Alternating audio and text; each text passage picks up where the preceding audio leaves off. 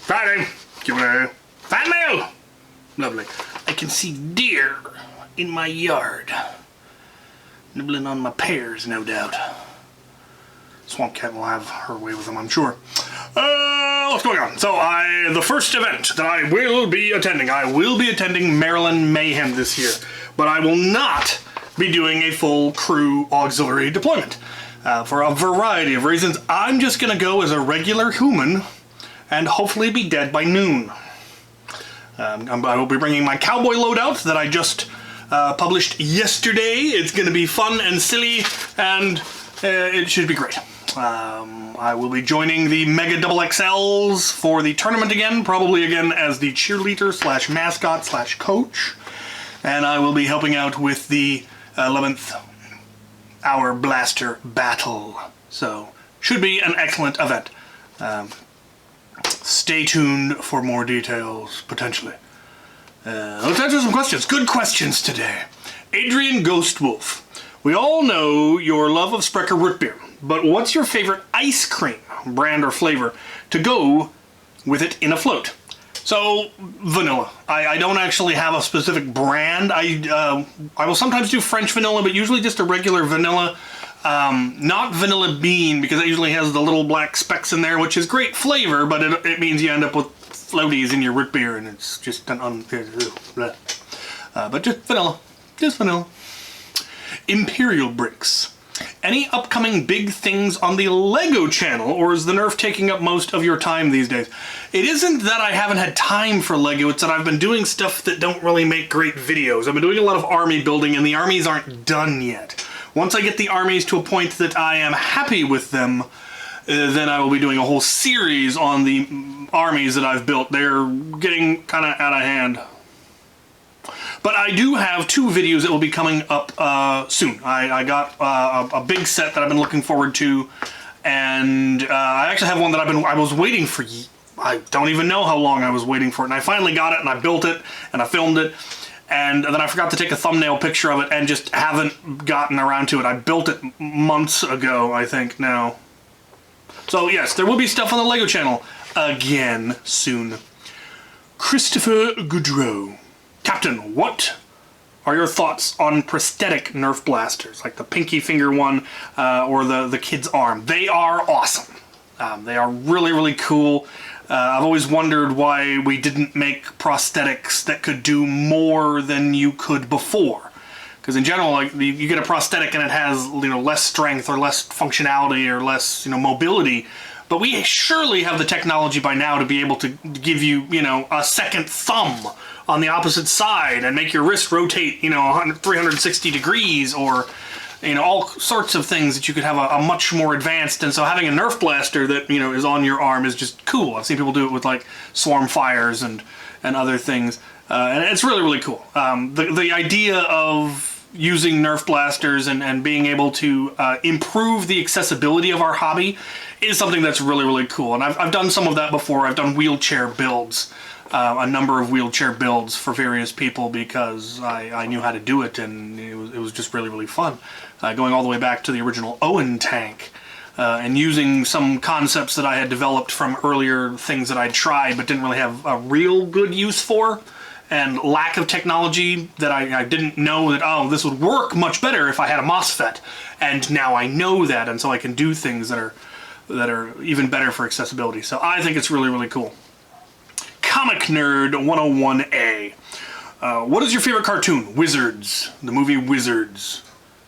Not appropriate for children.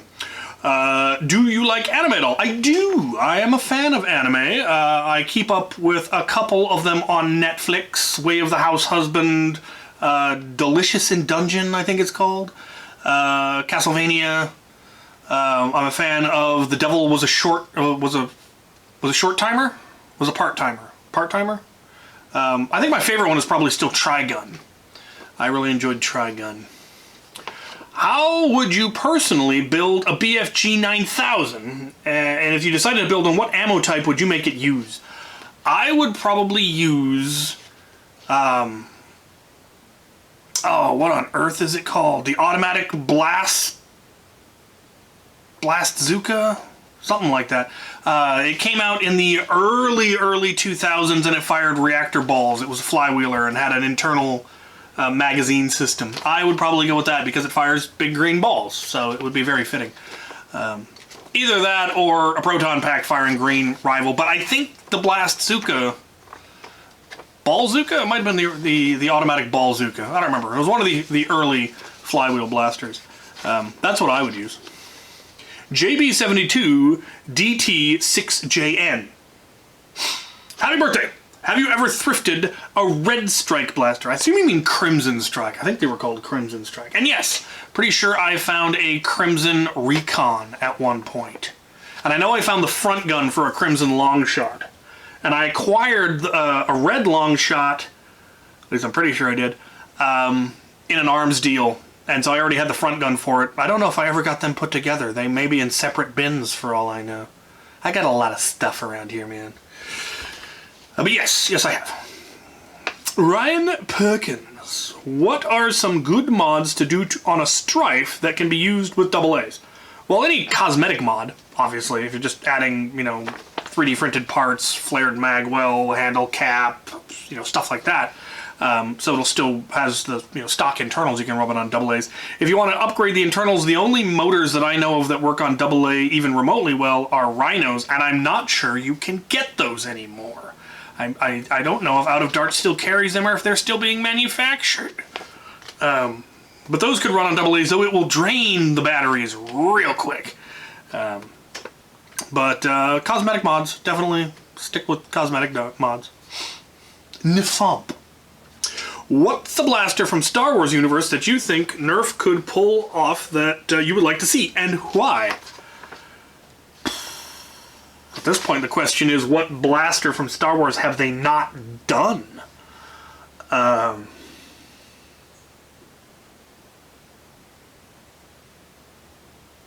drawing a blank. E-Web? I'd love to see an E-Web. The big heavy one. And then I would, make it take a proton pack. I don't think Nerf could do it well, though, would be the problem. I think all the ones that they would be able to easily do, they've already done. I'm getting nothing.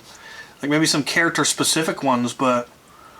And a lot of ones they didn't do a particularly great job because they had to go with the aesthetics first. First you had to make it look good, you had to make it look like the thing from the movie, and then you had to make it work. And sometimes that doesn't work out so well because the original blaster doesn't lend itself to firing foam. It's meant to be just a movie prop.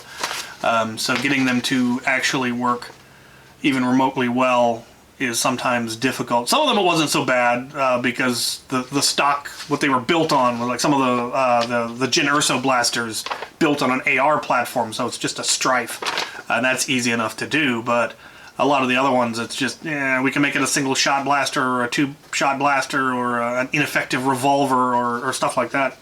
But I'm not getting any. Nothing's coming to mind. Cohen Kuiman.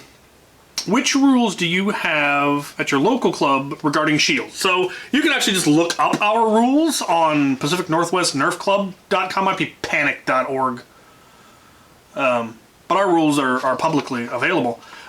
We have two categories of shields, small shields and large shields. Small shields are basically anything officially manufactured by Nerf. So Stonewall shields, there are a couple other shields they've made. The blaster mounted shields, the Stampede shield, things like that. And often, like the little foam Lego shields also typically fall into that category. Those have no restriction on what blaster you can use. You can use any blaster you want with those because they don't cover a whole lot. So if you want to use it with a Caliburn or something, a proton pack, whatever, because it's so small, it doesn't cover much. Those are just allowed. Larger shields, and again, we've got the rules on at what point it becomes a large shield and the requirements on what it has to be made out of and how big it can be and all that stuff. We have significant restrictions on what blaster you're allowed to use, and it's basically, I think, less than a 12-round capacity Springer. We don't allow any flywheelers anymore. We used to allow things like the Ultra 2 and the Barricade. But we never allowed anything that was magazine fed. I don't know if we do now. They changed the rules from the last time I remember, and we're in the process of changing them again. But it's a matter of we restrict the blaster you can use, and that is gonna, that varies from club to club. Some clubs allow anything. Some clubs only allow melee if you're going with a shield. Others allow only hammer shots or whatever. Something very low because of how OP shields can be. If people really know how to use them well, or if you've got a lot of them, they start to stack up. But if you got people with, good caliburns or other long arms that are really accurate and they can pick their shots and snipe, or if you have somebody running something like a proton pack that can just and they're going to hit something, they can be dealt with. We also have two different heavier ammo types. We have medium ammo, which is Mega Darts, Mega XL Darts, Foam Arrows, and the Rebel Arrows, and Throwables. And they all pierce shields, so if it hits your shield, it still counts as a tag.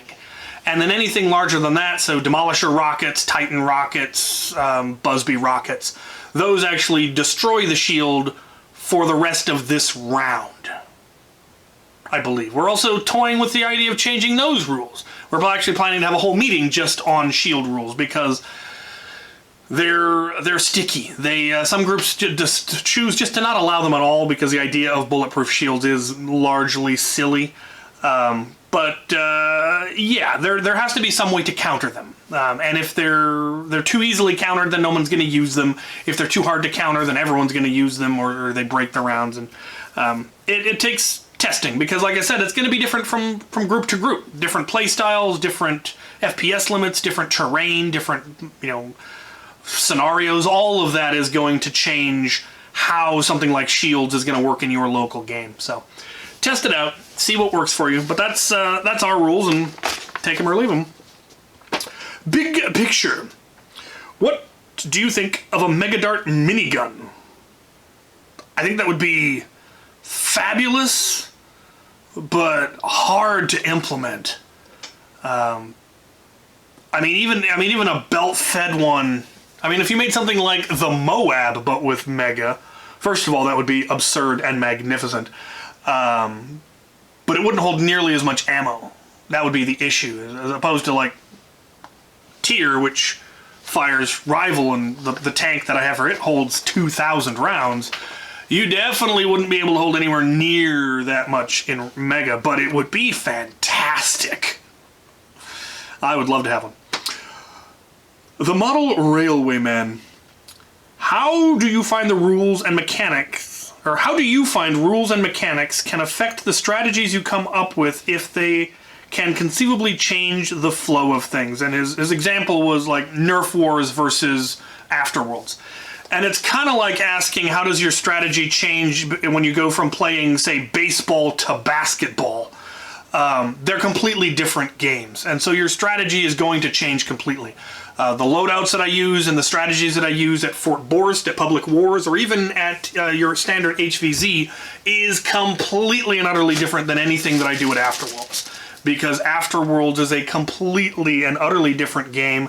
There are characters, there are levels, there are special abilities, there's calls, there's NPCs, there's all kinds of things that have to be taken into account.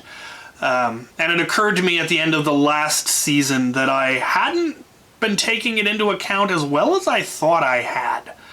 And it's something that I want to hopefully get better at if we are invited back to do more NPC stuff at Afterworlds, is to be a little bit more cognizant of the effect that we have on the local game as a result of being absurdly overpowered often, and how that can be a good thing or a bad thing. And yeah, it's very, very different, because at a Nerf war you can get tagged as many times as you want and it doesn't really matter. In HVZ you get turned into a zombie, but it's only for that one game. Whereas in Afterworlds, if somebody kills your character too many times, your character is permanently dead and you have to start a new one. And you might have put a lot of time and effort into that character, into making the costume, into the backstory, into developing relationships, and then some mook NPC with a super-powered blaster comes up and just mows you down, and you've got no way to combat that. And so, yeah, it absolutely changes everything depending on what game you're going to. And it's you really need to think about how what you're doing is not just affecting your game, but other people's games. Me rolling into Afterworlds with an FDL3 when everyone else there has mostly stock blasters is something that I need to reevaluate. So, yeah, very, very good question. Haha! Next page. Wizard builds. I would like to learn some military strategy that is applicable to HVZ. What book, document, etc. would you recommend for this?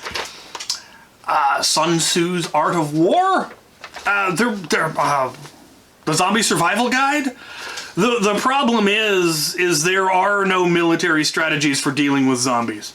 That's kind of the whole thing behind the World War Z book is that normal military strategy doesn't work against zombies because they're not normal armies.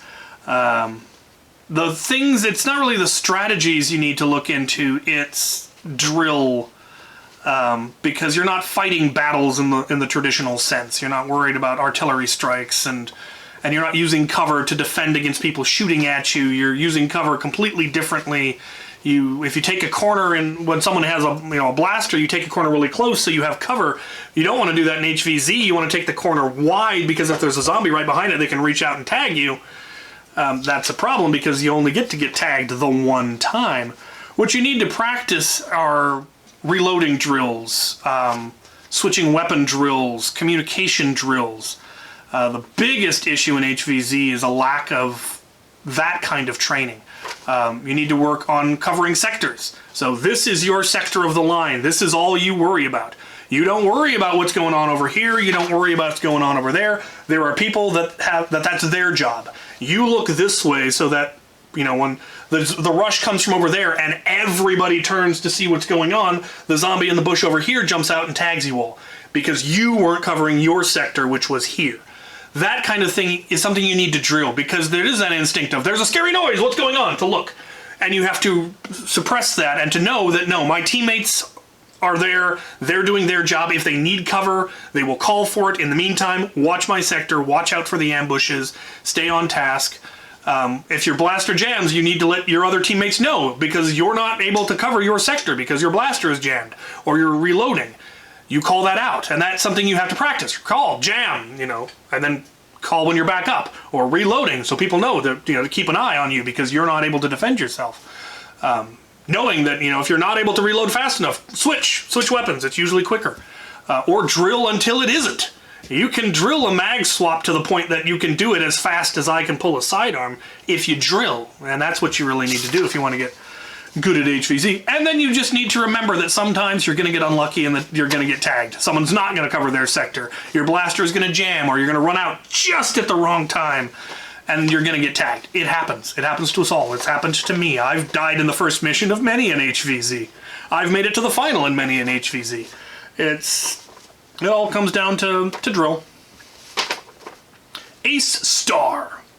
Does Ire ever see combat anymore? It's been a long time since Ire has taken the field. I was in the middle of doing a complete overhaul because when I built her, I did not even know how to properly solder. The inside of Ire is a terrible amateurish nightmare. I was in the process of completely rewiring her, rebuilding her for lipo, redoing a lot of the solder joints and the worst things that were in there. And then it got derailed because of a video I really wanted to do that I needed Ire for, and so I threw her back together really quick so I could use her for that video and then never got back to the rest of the upgrade. I do want to because I would love to take Ire back to Afterworlds. Because that is somewhere where Ire isn't a horrifically overpowered thing. It's still mostly a stock Stampede. It hits less than 100 FPS. The rocket launcher is a really cool attachment, but the blaster itself isn't anything crazy. It definitely doesn't compete with things like an FDL or a Pew Pew or an SBF or anything like that. And so at Afterworlds, it's a powerful blaster, but not an overwhelmingly powerful blaster. And I used Ire the first time I went to Afterworlds, and I would love to bring that back and be at that level again, because then I won't feel quite so bad. So I do plan to finish the upgrades, hopefully this year, Hound me until I do, and maybe I actually will. Melons away! It's a fabulous handle. What do you think of a gimmick where after a certain amount of time, tags, stuns, etc., certain zombies evolve into super zombies and or gain abilities? So this isn't even a gimmick. This is almost a standard mechanic for most HVZs. It is how Mall Madness works in it. Every time a zombie gets a tag, they get an upgrade. And the zombies get real powerful real quick.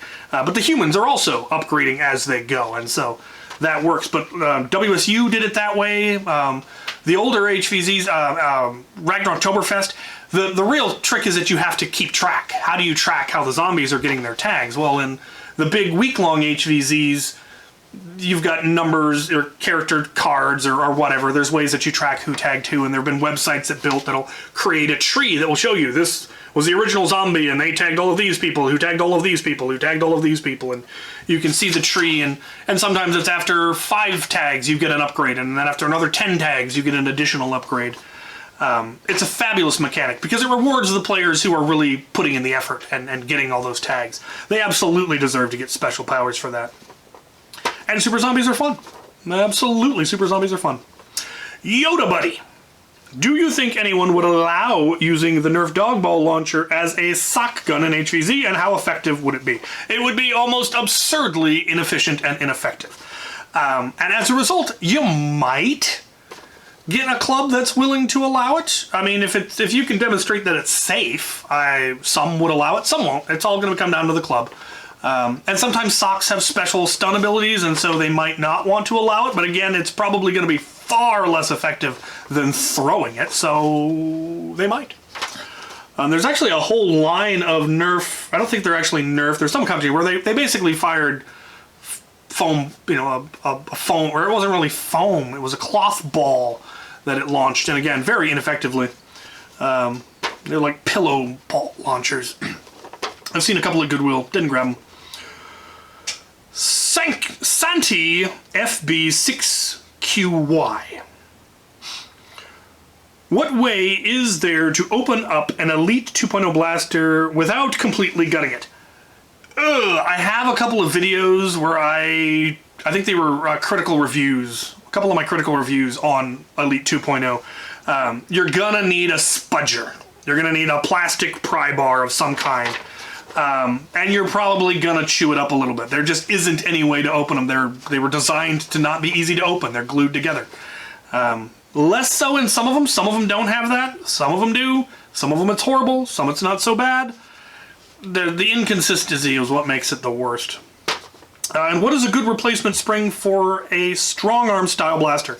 They just make strong arm spring upgrades. I think you can get them from Out of Darts. I think you can actually get them on Amazon now. Just search for spring upgrade strong arm. If there's any out there, you'll find them. Steam Pontopidian. Pontopidian. I don't know, man. Any events outside the US you're thinking about going to? Not this year. I am reducing the amount of travel that I'm doing this year. I did so much travel the last 2 years and even a couple of years before that. I'm going to do a lot less travel and focus on the local group and get things really solidified and going here because we really need it. We've grown to a point that we need more infrastructure. So there's a bunch of us that are working on that, and I'm hoping to help with that, get more events going, get more stability, more standards, and all of that going. And then hopefully next year I will be able to hit the ground running and attend a lot of events again. Stunt Matt. How does it feel having the most Titan rockets in the whole wide world? I don't know for sure that I have that title, but it also wouldn't surprise me. I recently had I gotten a few more Titan rockets. I had a few that had gotten damaged from use, and I had a bunch where they've been missing their heads since I got them. And I finally acquired all the materials necessary to make the repairs. So I got some better contact cement. I got the right thickness of foam to make the fins. I got all the parts to make new heads. And so I pulled out all the Titan rockets I had and checked all the fins and repaired all the ones that needed repairing and checked all the heads and re-glued ones that needed re-gluing. And as a result, I finally got a count of just how many Titan rockets I had. And I thought I was somewhere in the 20s. I have 43. I have definitely crossed that delicate line of person who collects a rare thing to reason a thing is rare. And I have no regrets. Paul Turk. Have you ever pondered different dart designs? For example, a dart that has the weight is more balanced from the front to the back, or a way that the dart could impart spin on itself. Is there anyone in the hobby that you know of that delves into the aerodynamics of darts flight? Yes, lots of people have. Bradley Phillips for one.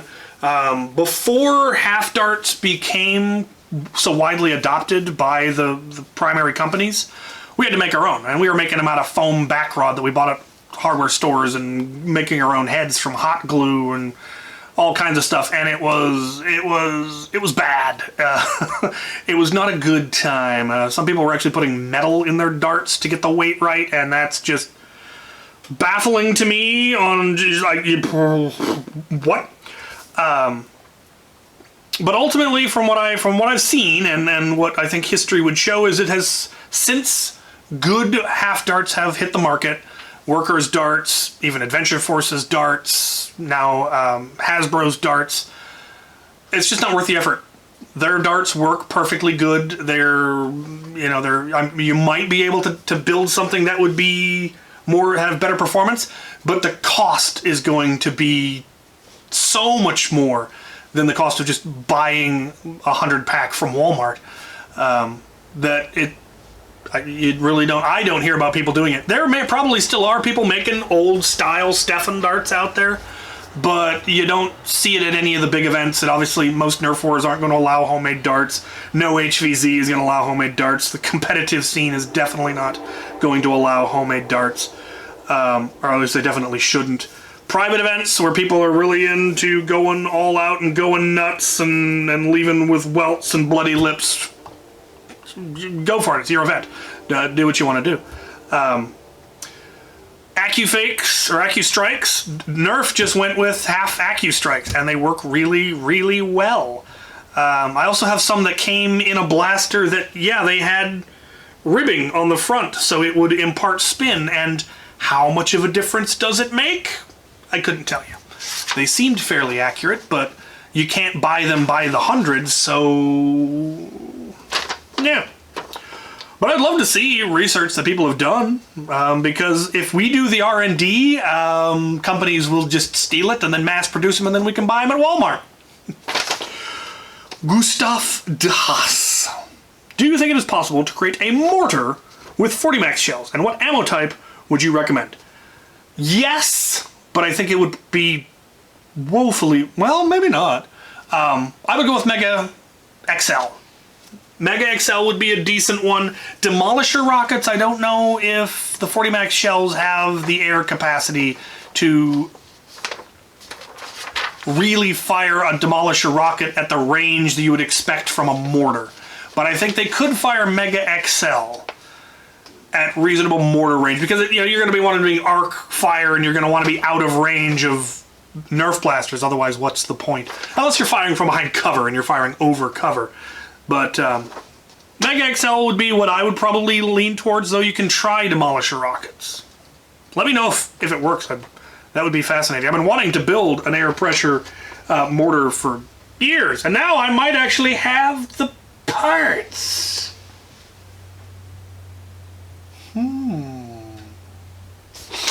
Last question. BS Bunker. What is your camera setup? I believe I'm just using a Canon camcorder. It works well enough. I've been meaning to upgrade, but I haven't needed to yet, so I haven't. But I might someday. Maybe next year. We'll see. Aha! I hit! A direct hit. Alright, I actually have a whole bunch of package here today. So we're going to get into that. If you would like to ask a question, ask it in the comments of this video. That's where I draw the comments for the next one. And if it's a good question and I feel like answering it, I will. If I don't like it, I won't. I'm not obliged to answer questions I don't want to answer. But if I didn't get to you, it may be that I just only decided to do 2 sheets worth of questions and you were 1 question short. Who knows? We're gonna open some package after these potential messages. Gotta make money around here somehow. Now, I'm gonna adjust the camera so you can actually see what I've got on the table. Right, alright. I have some small Amazon package that sound of happiness. I suspect Sporky the Saint has sent me more Nexo Knights. He has indeed. Another of the artillery units. Pretty sure he sent this one before. Good parts, and I do in fact use that helmet for some of my armies. What do we got? What do we got? More! Aha! Another Nexo Knight. Lovely. Good for fig parts. For army building, hero building. Let's try this one. I don't know what's going on here. It's in a Lego box, but I'm dubious because it's coming from a Lego toy trading company, and it doesn't sound like Lego. So, who knows what's going on here? Aha! It is Nexo Knights, but it's one of the battle packs. I ain't seen one of these. Man, I wish Lego would come out with castle battle packs again. They've got the Black Falcons, the Lion Knights, they finally brought back Wolf Pack, and Forestmen, so they could really do a really cool battle pack. But there are some great parts in here. It's the regular dark blue. I think this other one is the... or no, this is the dark blue. So yeah, I use those dark blue helmets in my my Black Falcons because they've got a lot of blue. And then that's just a regular metal helmet. And a whole pack of weapons. Good stuff. Awesome. Awesome. I don't know where he keeps finding these. Apparently Amazon. Alright, let's take a look at this one. Could be anything.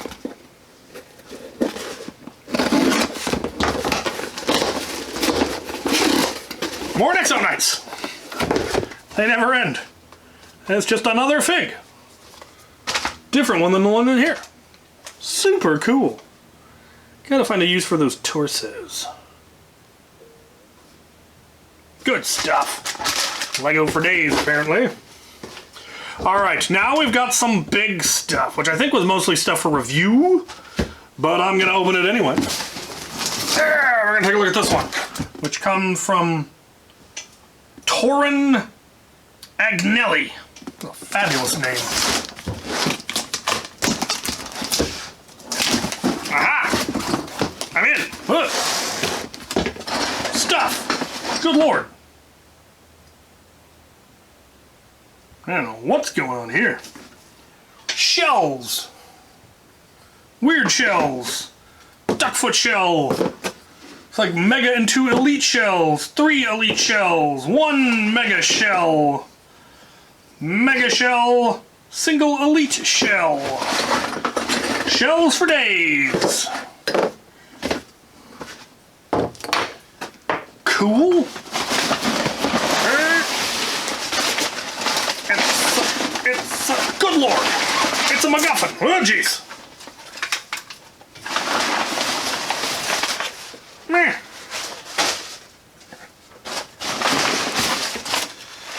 It's a whole blaster. Is this Mega XL? Oh, that would be amazing. Oh, there's another blaster in here. Oh, what's that? I feel like this is supposed to be attached to something. Oh, this must be the grip, the pump grip. I may have opened this box upside down. Aha! Yeah, that goes there. There we go. I'm gonna need a dart. There we go. There we go. That is fantastic. And then this is a double-barreled pistol that has various barrel lugs, so you can have it fire 2 singles, 2 megas, 2 triples. And it's got double triggers, so you can fire either one and then the other, or fire both. That is pretty cool. There are duck feet attachments. Those are magnificent. That is fabulous. That is going to be a fun video to review. And in my colors, look at that. Right. Does this have an easy spring swap design even? Oh! I love how far this hobby has come. Oh, that is... More later. I will plot for too long if I'm allowed. All right, I've got 2 more. 2 boxes. They're from the same person. Box 1, box 2. I will start with box 1 of 2. It says black and orange. This is from Misguided LLC. I have a vague notion of what I think is in it. And if so, it is just in time. Oh yes. Targets. Targets. All very, very nice. Got a whole box of targets. Meh. And fittins. And guff. And things. And stuff and things. Oh, I see. All right, well, we figured that out. Right, yes. Very good.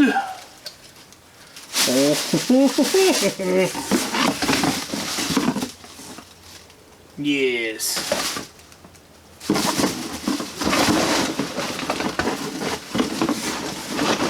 Aha!